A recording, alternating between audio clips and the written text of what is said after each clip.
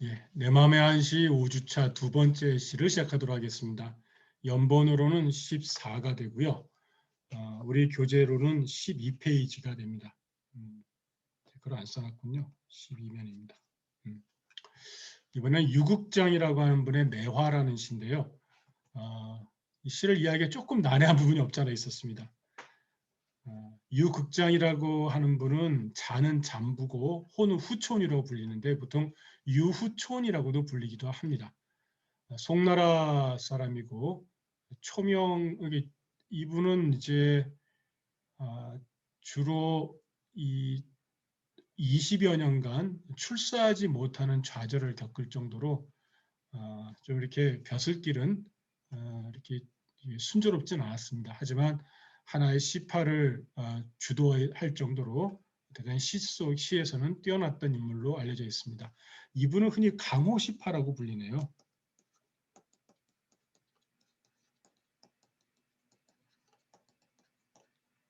아까 봤던 그 황정교는 강서시파잖아요. 그러니까 여기는 강호시파로 이제 불리는 인물입니다.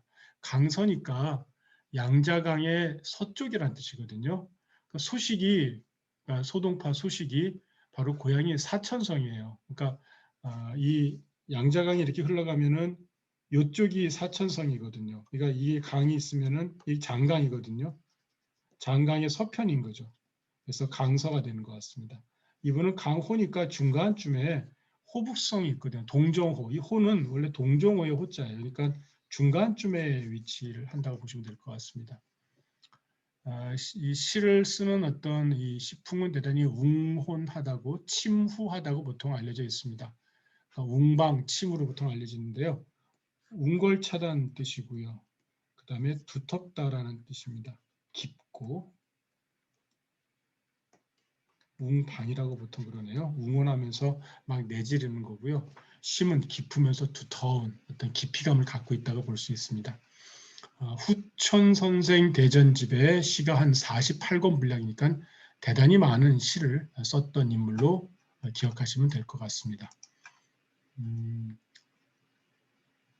제가 잘못 껐군요. 자,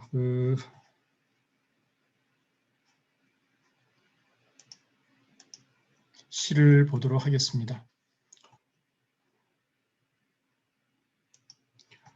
환주 고래우 불고 도타 구후 기증구 직수 간계 시인비 경력 낭관 자성유.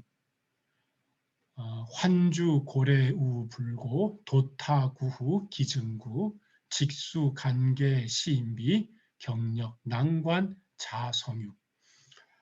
이 시에는 좀 난해한 부분이 한 몇 가지가 있습니다. 특히 시어가 조금 어려워요. 왜 어렵냐면요.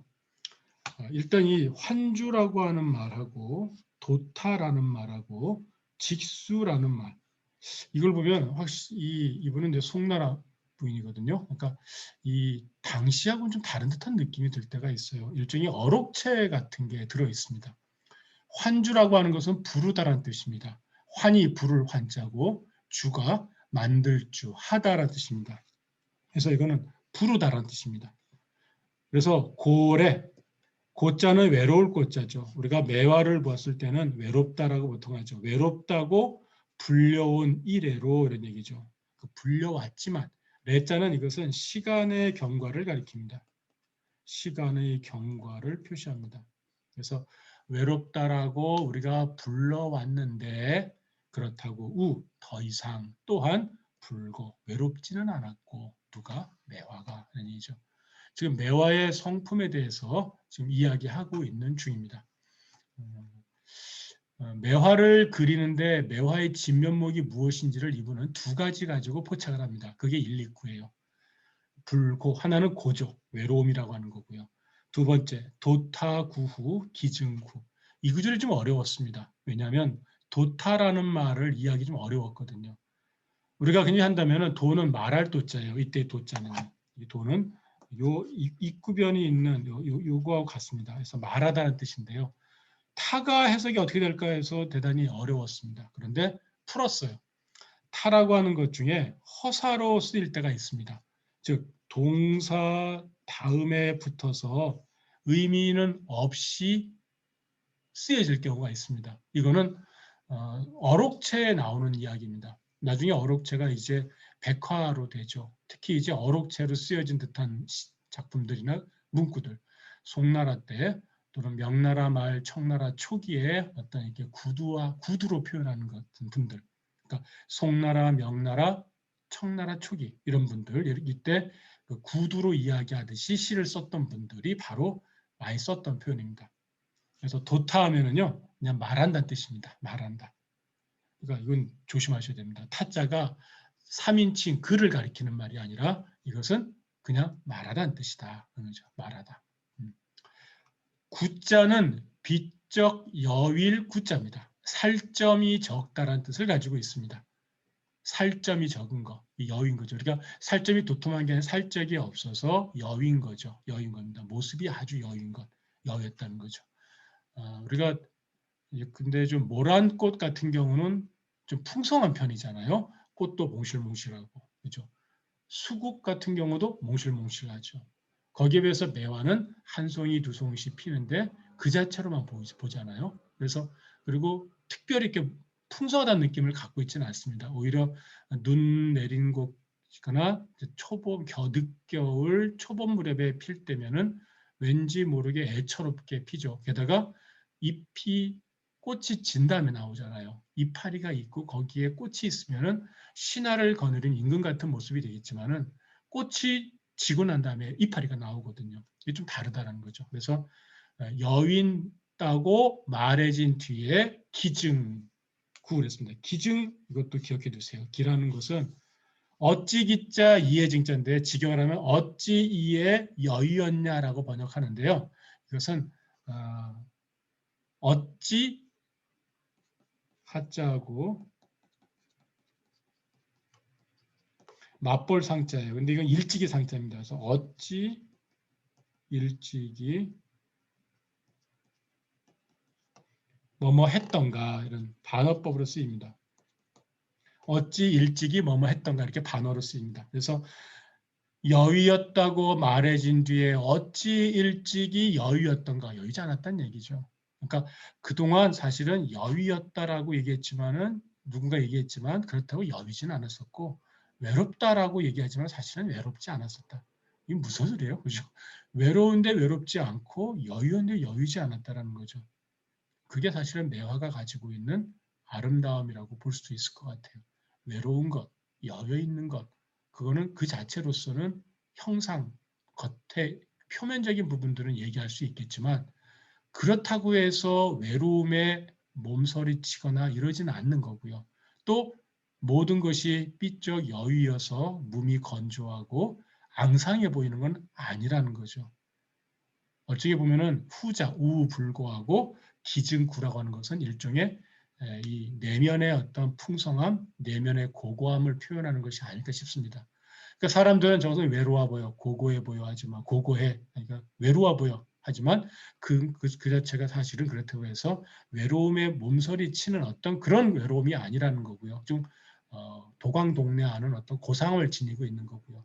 삐쩍 여였어 그러는데 이것이 야여가지고 너무 안 돼 보여 이런 것이 아니라 오히려 야유어 보이지만 그 안에는 많은 어떤 사연을 담아내고 있는 것처럼 보인다라고 하는 거죠. 이해가 되세요? 이 두 가지 외로웠다라고 우리가 부르지만 그렇다고 더 이상 외롭진 않았고 여유였다고 말해진 뒤로도 어찌 일찍이 진정으로 여유였던가 이런 얘기입니다. 그렇진 않았다는 얘기입니다. 직수, 간계, 시인비. 직수라는 말은 글자 그대로 하면 다만, 오직, 그 다음에 수는 모름지기 수예요. 근데 이거 붙여가지고 응당, 마땅이라는 뜻으로 쓰입니다. 단어로 쓰여요. 그러니까 또 간이라고 하는 것은 추려내는 거죠. 이렇게 뽑아내는 겁니다. 그래서 개자라고 하는 것은 수사예요. 그러니까 단위를 나타내는 거고요. 시인이죠. 그러니까 시인을 추려내어서 나란히 견줘야 할 것이니 이런 얘기죠. 매화가 있는데 이 매화를 어떻게 표현할까라고 생각해 보면 매화의 이 고하지만 고하지 않은 것, 구하지만 구한 적이 없는 것, 이런 어떤 모습을 갖다, 이런 품격을 갖다가 표현해 내려면 말로만은 안 된다는 거죠. 그래서 여기에는 시인을 갖다가 우리는 견줄 수 있는데, 시인 중에서 이런 사람을 갖다 견주어 보면은 이 매화가 가지고 있는 품격을 잘 보여줄 수 있지 않겠는가, 이런 겁니다. 근데 그때 선택된 시인이 누구냐면 바로 매성유죠. 그게 사구입니다. 그래서 경력, 난관, 자성유. 송나라 영간, 송나라 인종의 인종입니다. 송나라 인종의 인종조의 연호가 바로 경력이고요. 그때 난관이라는 벼슬을 지냈습니다. 누가? 성유, 자는 매성유인데요. 이름이 매요신이라는 인물입니다. 매요신. 우리 교재에 그 12페이지 왼쪽 둘째 줄을 보시면은 매요신은 자가 성유고 송경력이니라. 용득교, 용사가 아주 교묘했고, 이거 이 자체 요거에 대한 얘기입니다. 요거에 대한 얘기입니다. 용사가 아주 공교로우니 시인이 아니면 바로 매화에다가 견줄 수 없다. 방매라고 그랬습니다. 방매. 방은 이때 견줄 방자예요. 비교하다 이런 뜻입니다. 시인이어야지 바로 이 매화의 모습을 갖다가 잘 견줄 수 있는데, 그때 그 시인은 매성유다. 매요신을 두고 하는 말이라는 겁니다. 매요신, 혹시 교재가 없으신 분을 위해서 써드리면은 이름이 매요신입니다. 요신. 매요신은 좀 건조한 시를 썼어요. 앙상하다는 느낌을 가질 정도로 조금 이렇게 시 자체가 화려하지 않아요. 그렇다고 고사를 갖다가 남발하지도 않고요. 전고를 많이 쓰지도 않아요. 있는 그대로의 화면을 포착해내요. 그럼에도 불구하고 이 사람의 시는 화면으로 자기의 내면을 얘기해요. 그러니까 이런 게 어떻든 그 고하나 고하지 않고 구하나 구한 적이 없었던, 즉 표면만으로만, 겉으로 본 것으로만 이해해서는 안 되는 바로 매화의 품격을 잘 대변해 줄 수 있는 시인이라는 거죠. 사실 매성유를 잘 몰랐다면, 매여신을 몰랐다면 이해할 수 없는 시라고도 볼 수가 있습니다. 매여신 얘기를 조금 더 설명을 드리는 게 좋겠죠. 매여신은 구양수의 추천으로 이제 중앙회 관리에 올랐습니다. 이른바 대학 교수직인데요. 국자감 직강에 올랐었고요.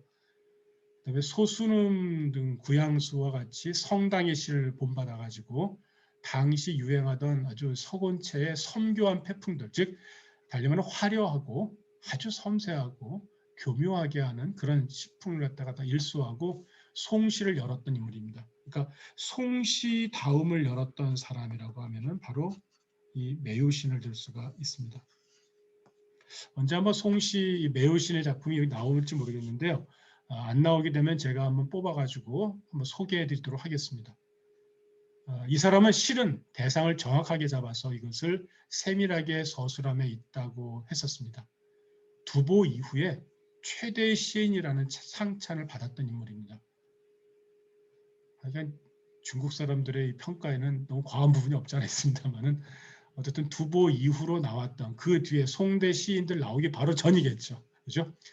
그 전에까지는 매요신 시가 대단히 훌륭했다라고 이해하면 좋을 것 같습니다. 자, 여기서 조금 더 설명을 드릴 수 있는 게 무엇인지 좀 더 보도록 하겠습니다. 일리꾼은 매화를 그리되 매화에 우리는 어떤 대상을 그릴 때 겉만 그리는 경우가 있잖아요. 근데 그렇지 않은 거죠.